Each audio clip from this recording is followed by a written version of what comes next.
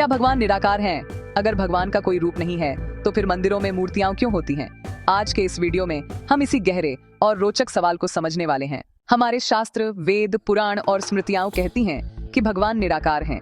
उन्हें किसी एक रूप में बांधना संभव नहीं है। फिर भी हर धर्म और परंपरा में भगवान के अलग अलग रूप बनाए गए हैं। आखिर ऐसा क्यों? इसका मुख्य कारण मनोवैज्ञानिक है। इंसान की सोच उसी चीज से प्रभावित होती है जिसे वह अपनी आंखों से देखता है।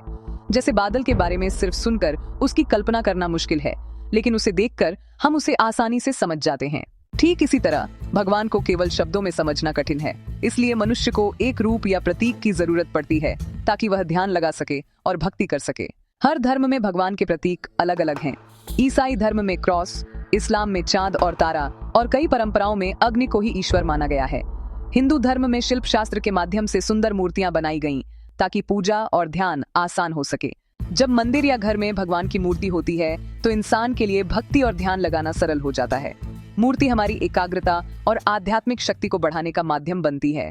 लेकिन जो लोग गहरे आध्यात्मिक मार्ग पर आगे बढ़ते हैं वे धीरे धीरे मूर्ति पूजा से ऊपर उठकर निराकार भगवान की साधना करने लगते हैं। यानी मूर्ति एक साधन है, अंतिम लक्ष्य नहीं। इसलिए भगवान निराकार होते हुए भी साकार रूप में पूजे जाते हैं, क्योंकि मनुष्य को भक्ति के लिए एक आधार की आवश्यकता होती है।